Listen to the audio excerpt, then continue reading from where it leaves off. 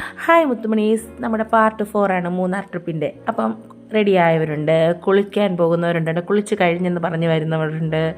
അങ്ങനെ കുളിയൊക്കെ കഴിഞ്ഞ് നമുക്ക് ബ്രേക്ക്ഫാസ്റ്റ് കഴിക്കണമല്ലോ. അപ്പോൾ ഓരോരുത്തരുടെ റൂമിലൊക്കെ പോയി ഞാൻ തട്ടി കൃഷ്ണേശി തുറന്നതാണ് 2 സ്റ്റെപ്പ്. ഇത് ഏതാണെന്ന് അറിയത്തില്ല, ഏകമുദ്രയാണോ ദ്വിമുദ്രയാണോ, എന്തായാലും എന്ത് മുദ്രയായാലും ചേച്ചി എന്നെ കണ്ടാൽ അപ്പം ഡാൻസ് കളിക്കും. അങ്ങനെ ഞങ്ങൾ ഫുഡ് കഴിക്കാൻ വേണ്ടി താഴോട്ട് പോവാണ് ഗൈസ്. നമ്മൾ മുകളിലത്തെ നിലയിലാണല്ലോ. അങ്ങനെ ഇതാണ് ഞങ്ങളുടെ ഫുഡ് കഴിക്കുന്ന ഏരിയ. ഞങ്ങളെല്ലാവരും ഒരുങ്ങി നല്ല സുന്ദരി കുട്ടികളായിട്ട് എത്തിയിട്ടുണ്ട്. അങ്ങനെ ഇപ്പം നമുക്ക് വിളമ്പി തരാൻ നിൽക്കുന്നത് അവിടുത്തെ ബംഗാളി ചേട്ടനൊന്നും അല്ല കേട്ടോ, നമ്മുടെ ഡ്രൈവർ ചേട്ടൻ പവിച്ചേട്ടനാണ്.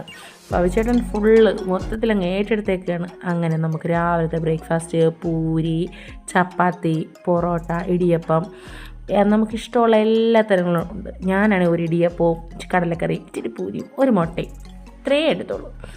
അങ്ങനെ ഞങ്ങളെല്ലാം ഫുഡൊക്കെ കഴിച്ചു റെഡിയായി സെറ്റായി. എല്ലാവരും ഫുഡൊക്കെ കഴിച്ച് സെറ്റായി. നമ്മളടുത്തത് വട്ടവടയിലേക്ക് പോകാൻ പോവാണ്. ഞാൻ ഫോട്ടോയ്ക്ക് പോസ്റ്റ് ചെയ്യാമെന്ന് പറഞ്ഞ ഒരാൾ ഓടി വന്നിരിക്കുകയാണ്, നമ്മുടെ സുരേഷ് ചേട്ടൻ. വീഡിയോ ആണെന്ന് അറിഞ്ഞപ്പം അശ്വൻ ഇതൊക്കെ ഒന്ന് നേരത്തെ പറയണ്ടേ വീഡിയോ ആണോ എന്ന്. പുള്ളിക്കാരൻ്റെ കാലിന് എന്തോ സംതിങ് റോങ് ഉണ്ട് കേട്ടോ. ഞാനൊന്ന് അറിയാതൊന്ന് കയറി ചവിട്ടി. നല്ല രസം. കാലിൻ്റെ ചവിട്ട് കഴിഞ്ഞ് അടുത്തത് നേരെ ശ്രീജിത്തിൻ്റെ അടുത്തോട്ട്. അവൻ ചൂട് ചായ ഊതി ഗുപ്തനെ പോലെ കുടിക്കുക. അവനെ ഒന്ന് ട്രോളി, സുരേഷ് ചേട്ടനെ ഒന്ന് ട്രോളി, പാവം അവിടെ നിന്ന് ബംഗാളി ചേട്ടനെ ഒന്ന് ട്രോളി. ഞങ്ങൾ റെഡിയായി. അടുത്തത് വണ്ടിയിലേക്ക് കയറാൻ പോകും.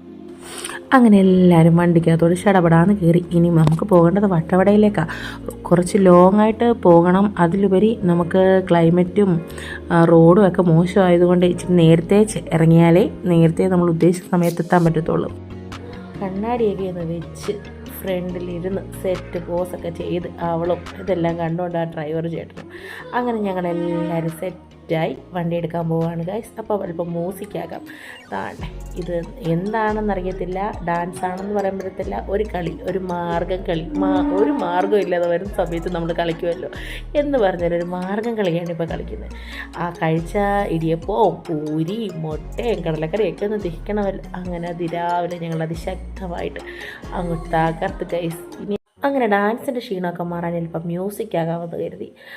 മ്യൂസിക് പാടാൻ വേണ്ടി നമ്മുടെ ആരാധന മോള് റെഡി ആയിട്ടുണ്ട്. അങ്ങനെ അവളുടെ പാട്ടും പുറത്തുള്ള കാഴ്ചകളുമൊക്കെ കണ്ട് ഞങ്ങളിങ്ങനെ ആസ്വദിച്ച് ആ കോടമഞ്ഞിൽ, നമ്മുടെ പാട്ടിലെ കോടമഞ്ഞിൽ ഓഹോ ആഹാ, ആ പാട്ടിൻ്റെയൊക്കെ ഒരു വൈബ് നമുക്ക് ഇപ്പോഴാണ് കിട്ടി തുടങ്ങിയത്. നല്ല ഗ്ലാസ്സൊക്കെ തുറന്നിട്ട് നല്ല ചെറിയ തണുപ്പെന്നൊന്നും പറയാൻ പറ്റത്തില്ല. ആ തണുപ്പ് ഇങ്ങനെ നമ്മൾ AC ബസ്സിനകത്താണോ യാത്ര ചെയ്യുന്നൊരു ഫീല്. നമ്മുടെ കണ്ണിന് ഇത്ര മനോഹരമായ കാഴ്ചകളൊക്കെ നമ്മൾ കാണണം. നമ്മുടെ ലൈഫിൽ ഒരു വട്ടമെങ്കിലൊക്കെ നമ്മളിതൊക്കെ ഒന്ന് വിസിറ്റ് ചെയ്യണം. അങ്ങനെ നമ്മുടെ ഈ മനോഹരമായ കാഴ്ചകളൊക്കെ കണ്ട് നമ്മുടെ യാത്ര ഇങ്ങനെ തുടർന്നു. നമ്മൾ എവിടെ ചെന്നാലും നമ്മുടെ നാടിൻ്റെ ഓർമ്മ അതൊരു ഒന്നൊന്നര ഓർമ്മയാണ് ഗൈസ്. ഇപ്പോൾ ഇലക്ഷൻ പ്രമാണിച്ച് നമ്മുടെ നാട്ടിലും ചുറ്റും കൊടികളാണല്ലോ. മൂന്നാറിലും തേയിലകൾക്കിടയിലും നമ്മുടെ നാടിൻ്റെ കൊടികൾ പറന്നുയർന്നു ഗൈസ്, പറന്നുയർന്നു. ചുവന്ന കൊടി, പച്ചക്കൊടി, മഞ്ഞക്കൊടി എല്ലാ കൊടികളും ഉണ്ട്. ആ കൊടികൾക്കിടയിൽ ഞങ്ങളുടെ ശ്രീജിത്തിൻ്റെ ഒരു മനോഹരമായ ഗാനം. അവൻ്റെ ഉള്ളിലെ ആ ഉറങ്ങിക്കിടന്ന ഗായകനെ അവൻ പൊടി തട്ടിയെടുത്ത് ഗൈസ്. അവൻ മാത്രമല്ല കേട്ടോ, ഒരുപാട് ഗായകന്മാരുണ്ട്. സുരേഷ് ഏട്ടനും പാട്ടുപാടി, നമ്മുടെ രമ്യമോളും പാട്ടുപാടി. കുറച്ച് സമയം മ്യൂസിക് ആസ്വദിക്കാമെന്ന് ഞങ്ങളെല്ലാം കരുതി. പറയുമ്പോൾ എല്ലാം പറയണമല്ലോ.